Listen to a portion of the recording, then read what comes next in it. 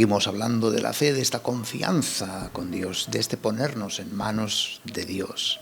La fe que nos da Jesús y la Iglesia consiste en creer en el amor de Dios y abandonarnos confiadamente en sus manos, en gratuidad y misericordia. Nos da la fe de quien espera en Dios, no una fe de la que solo busca satisfacción en este mundo y en las cosas de esta tierra. Es decir, acudamos a Dios como lo que somos, criaturas débiles y pecadoras que no merecemos nada, pero Él nos da gratuitamente, es decir, seamos pobres de espíritu. Escuchemos el texto propuesto para este día, tomado del capítulo 6 de Marcos, versículos del 1 al 6. En aquel tiempo fue Jesús a su pueblo en compañía de sus discípulos. Cuando llegó el sábado, empezó a enseñar en la sinagoga.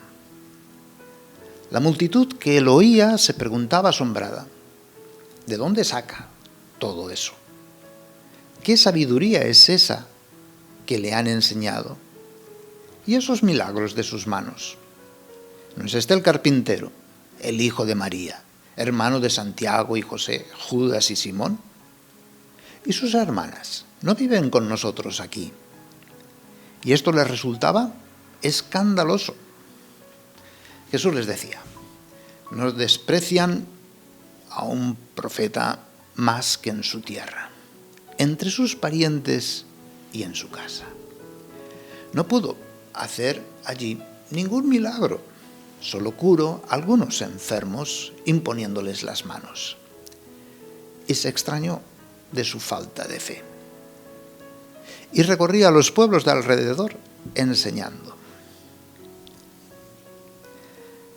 Señor, ayúdanos a comprender tu identidad de Mesías y tu misión de salvar por la caridad, por el amor, sin ningún otro poder más. Comprendiendo la fe en tu persona, más que en tu poder desde la perspectiva de los hombres. Cuando nos hemos forjado una falsa imagen de Dios, cuando creemos en un Dios de milagros para este mundo y las cosas, cuando creemos en un Dios de poder humano, es decir, de bienestar material o emocional, de riqueza, de soberbia, de orgullo o de cualquier cosa, cuando nos hemos forjado estas imágenes falsas de Dios, es difícil, incluso imposible, reconocer al Dios verdadero, que se ha manifestado visiblemente en la persona de Jesús.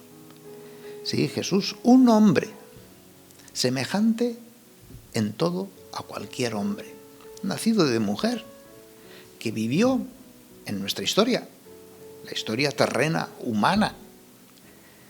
Pues así se presenta como verdadero Dios. El Dios que simplemente exige la fe en Él, desde lo pequeño, desde lo cotidiano, desde ese amor lleno de gratuidad, misericordioso, y dando la mayor prueba del amor, que es el dar la vida, el sacrificio. La fe de la Iglesia es la fe que se abandona confiadamente al amor. No es una fe de poder soberbio u orgulloso. Somos una comunidad que procura mantenerse fiel a la palabra de Jesús, motivo de desprecio y rechazo por parte de los que esperan en Dios solo para este mundo o sus cosas. El centro y nervio del Evangelio es la identidad de Jesús. Ya ha dado indicios de ser Señor de la creación. Domina el mar, la naturaleza. Dador de vida. Es decir, sana al enfermo, despierta al que duerme, al muerto. Aunque los discípulos siguen en la duda. ¿De dónde viene este? ¿No? ¿Cuál es su origen? ¿Quién es este que hace, que domina incluso a los espíritus inmundos y le obedecen? Lo ven solamente como verdadero hombre, sí, pero tienen la tentación de quedarse en su origen simplemente humano, como lo hace la gente de su pueblo, de su patria.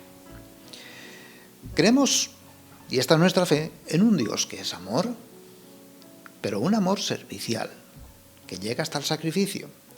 Escándalo para los judíos, que solamente buscan espectáculo, prodigios, milagros pues espectaculares, y no alguien débil que ama. Y es también tontería para los gentiles, que solamente buscan sabiduría, saber más. La gente de su pueblo reconoce una sabiduría nueva y unos milagros a favor, sí, de la dignidad de la persona humana, pero son incapaces de trascender, de ir más allá, de darle el sentido que Jesús les da. Hoy tenemos toda una lección para pasar de la fe, para pasar a la fe de la persona de Jesús y su mensaje de muerte al pecado y vida para Dios, y dejar esa fe, diríamos, religiosa, que es buena, pero hay que pasar, hay que trascender del eros al ágape. El eros tiene que ser purificado, que ese eros también significa un acudir a Dios para mí, pero si tú lo purificas te darás cuenta que cuando buscas la felicidad de los demás, cuando buscas amar al otro, entonces y solamente entonces llegas a la felicidad auténtica. Jesús no basa su misión en el éxito, ni siquiera en el aliento, aprobación o participación de su gente, o en el populismo, ¿no?, tan de moda actualmente de las grandes masas, ¿no?, sino que Jesús se basa en la fidelidad al Padre. No cambia su mensaje, según sea aplaudido o no, sea aceptado o rechazado. Eso lo hacían los falsos profetas. Se mantiene en fidelidad a la verdad, y una verdad absoluta que consiste en el amor infinito de parte de Dios, su misericordia eterna. Consideremos que nuestro profetismo trata del anuncio de la palabra, es decir, del querigma. Esa es nuestra sabiduría.